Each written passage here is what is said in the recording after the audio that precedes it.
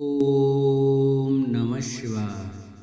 बोलो भोलेनाथ की जय। नमस्कार दोस्तों, स्वागत है आप सभी का हमारे यूट्यूब चैनल आर के भक्ति ज्ञान में। प्रिय भक्तजनों, आज आप सुने श्रावण मास महात्म्य के 29वें अध्याय की कथा, जिसमें श्रावण मास में किए जाने वाले व्रतों का काल निर्णय। इस कथा का वर्णन सुने सभी भक्तजन। हमारी श्रावण मास महात्म्य की कथा को बड़े श्रद्धा भाव से सुने। जो भक्त हमारे चैनल पर नए जुड़े हैं, जिन्होंने अभी तक चैनल को सब्सक्राइब नहीं किया है, वो हमारे चैनल को सब्सक्राइब जरूर करें, वीडियो को लाइक करें और कमेंट में ओम नमः शिवाय अवश्य लिखें। भगवान शंकर बोले, हे सनत कुमार, अब मैं पूर्व में कहे गए व्रतों के समय के विषय में बताऊंगा। हे मामुनि, किस समय कौन सा कृत्य करना चाहिए उसे सुनिए। श्रावण मास में कौन सी तिथि किस विहित काल में ग्रहण के योग्य होती है और उस तिथि में पूजा जागरण आदि से संबंधित मुख्य समय क्या है। उन्होंने व्रतों के वर्णन के समय में कुछ व्रतों का समय तो पूर्व के अध्याय में बता दिया गया है। नक्त व्रत का समय भी विशेष रूप से उन व्रतों तथा कर्मों से उचित बताया गया है। दिन में उपवास करें तथा रात्रि में भोजन करें, यही प्रधान नियम है। सभी व्रतों का अध्यापन उन व्रतों की तिथियों में ही होना चाहिए। यदि किसी कारण से उन तिथियों में अध्यापन असंभव हो तो पंचांग शुद्ध दिन में एक दिन पूर्व अधिवासन करके और दूसरे दिन आदर पूर्वक होम आदि कृत्यों को करें। धारण पारण व्रत में तिथि का घटना व वर्णना कारण नहीं है। श्रावण मास के शुक्ल पक्ष की प्रतिपदा तिथि में संकल्प करके उपवास करें, पुनः दूसरे दिन पारण करें, इसके बाद दूसरे दिन उपवास करें। इसी क्रम से करते रहें। व्रती को चाहिए कि वे पारण में हविष्यान्न, मूंग चावल आदि ग्रहण करें।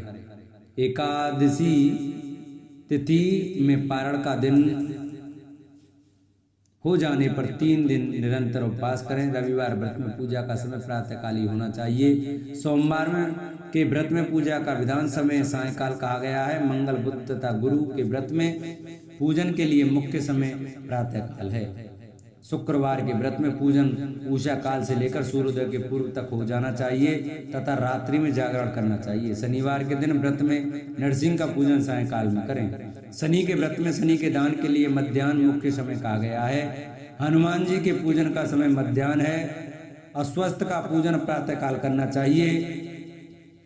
हे वत्स, रोटक नामक व्रत में यदि सोमवार युक्त प्रतिपदा तिथि हो तो वह प्रतिपदा 3 मुहूर्त से कुछ अधिक होनी चाहिए, अन्यथा पूर्व योगिनी प्रतिपदा ग्रहण करनी चाहिए। औदुंबरी द्वितीया सायंकाल व्यापनी मानी गई है। यदि कोई तिथियों में पूर्व भेद हो तो तृतीया संयुक्त द्वितीया ग्रहण करनी चाहिए। स्वर्ण गौरी नामक व्रत की तृतीया तिथि चतुर्थी युक्त होनी चाहिए। गणपति व्रत के लिए तृतीया विद्य चतुर्थी तिथि प्रशस्त होती है। नागों के पूजन में षष्ठी युक्त पंचमी प्रशस्त होती है। सुपोधन व्रत में सायंकाल सप्तमी युक्त षष्ठी श्रेष्ठ होती है। शीतला के व्रत में मध्याह्न व्यापनी सप्तमी ग्रहण करनी चाहिए। देवी के पवित्र आरोपण व्रत में रात्रि व्यापनी अष्टमी तिथि ग्रहण करनी चाहिए। नक्त व्यापनी कुमारी नवमी प्रशस्त मानी जाती है। इसी प्रकार आशा नामक जो 10वीं तिथि है वह भी नक्त व्यापनी होनी चाहिए। वेद एकादशी का त्याग करना चाहिए। हे मुने, उसमें वेद के विषय में सुनिए। एकादशी व्रत के लिए अरुणोदय में 10वीं का वेद वैष्णवों के लिए तथा सूर्योदय में 10वीं का वेद स्मार्तों के लिए निंद होता है। रात्रि के अंतिम पहर का आधा भाग अरुणोदय होता है। इसी रीति से जो द्वादशी हो वह पवित्र आरोपण में ग्राह्य है। कामदेव के व्रत में त्रयोदशी तिथि रात्रि व्यापनी होनी चाहिए। उसमें भी द्वितीया शाम व्यापनी त्रयोदशी हो तो वह अति प्रशस्त होती है। शिवजी के पवित्र आरोपण व्रत में रात्रि व्यापनी चतुर्दशी होनी चाहिए। उसमें भी जो चतुर्दशी अर्धरात्रि व्यापनी होती है वह अति श्रेष्ठ होती है। उपाकर्म तथा उत्सर्जन कृत्य के लिए पूर्णिमा तिथि अथवा श्रवण नक्षत्र होने चाहिए। यदि दूसरे दिन 3 मुहूर्त तक पूर्णिमा हो तो दूसरा दिन ग्रहण करना चाहिए, अन्यथा तैत्तिरीय शाखा वालों को और ऋग्वेदियों को पूर्व दिन की ही कथा करनी चाहिए। तैत्तिरीय यजुर्वेदियों को 3 मुहूर्त पर्यंत दूसरे दिन पूर्णिमा में श्रवण नक्षत्र हो तब भी पूर्व दिन दोनों कृत्य करने चाहिए। यदि पूर्णिमा तथा श्रवण दोनों का पूर्व दिन 1 मुहूर्त के अनंतर योग हो और दूसरे दिन 2 मुहूर्त के भीतर दोनों समाप्त हो गए हों तब पूर्व दिन ही दोनों कर्म करना चाहिए। यदि हस्त नक्षत्र दोनों दिन अपराह काल व्यापी हो तब भी दोनों कृत्य पूर्व दिन ही संपन्न होने चाहिए। श्रवणा कर्म में उपाकर्म प्रयोग के अंत में दीपक का काल माना गया है और सर्व बलि के लिए भी वही काल बताया गया है। पर्व के दिन में अथवा रात्रि में अपने अपने ग्रह सूत्र के अनुसार जब भी इच्छा हो इसे करना चाहिए। इस दीपदान तथा सर्व बलिदान कर्म में अस्तकाल व्यापनी पूर्णिमा प्रशस्त है। हैग्रीव के उत्सव में मध्य व्यापनी पूर्णिमा प्रशस्त होती है। रक्षाबंधन कर्म में अपराह्न व्यापनी पूर्णिमा होनी चाहिए। इसी प्रकार संकष्ट चतुर्थी चंद्रोदय व्यापनी ग्रह होनी चाहिए। यदि चंद्रोदय व्यापनी चतुर्थी दोनों दिनों में हो अथवा दोनों दिनों में ना हो तो भी चतुर्थी व्रत पूर्व दिन में करना चाहिए, क्योंकि तृतीया में चतुर्थी महान पुण्य फल देने वाली होती है।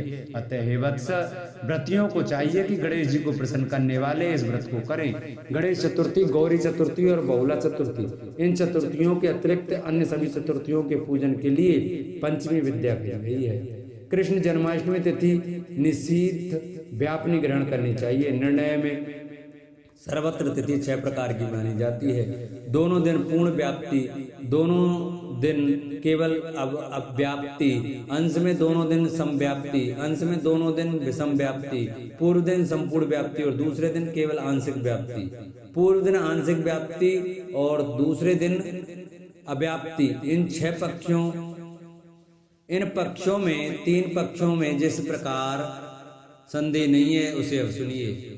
विषम व्याप्ति में अंश व्याप्ति से अधिक व्याप्ति उत्तम होती है। एक दिन तिथि पूर्णा है, वही दूसरे दिन अपूर्णा कही जाती है। अव्याप्ति तथा अंश से व्याप्ति, इनमें अंश व्याप्ति उत्तम होती है। और जब अंश व्याप्ति पूर्ण हो तथा जब अंश से सम हो तथा संदेह होता है और उसके निर्णय में भेद होता है, कहीं युग्म वाक्य से बार व नक्षत्र के योग से, कहीं प्रधान दिव्य योग से और कहीं पारण योग से जन्माष्टमी व्रत में संदेह होने पर तीनों पक्षों में पराग्रह होती है। यदि अष्टमी 3 पैर के भीतर ही समाप्त हुई हो तो अष्टमी के अंत में पारण हो जाना चाहिए और उसके बाद यदि अष्टमी उषा काल में समाप्त होती हो तो पारण उसी समय करना चाहिए।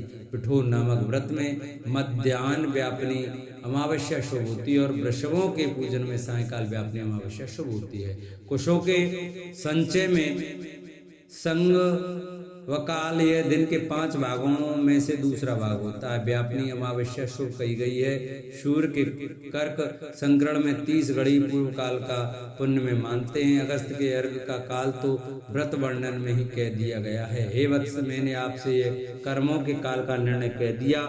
जो मनुष्य इस अध्याय को सुनता अथवा इसका पाठ करता है वह श्रावण मास में किए गए सभी व्रतों का फल प्राप्त करता है। बोलो शंकर भगवान की जय, बोलो श्रावण मास महात्म की जय। जिन भक्तों को हमारी श्रावण मास महात्म की ये वीडियो व्रत कथा अच्छी लगी हो तो वो हमारी वीडियो को ज़्यादा से ज़्यादा शेयर करें, चैनल को सब्सक्राइब करें, वीडियो को लाइक करें और कमेंट में ओम नमः शिवाय अवश्य लिखें।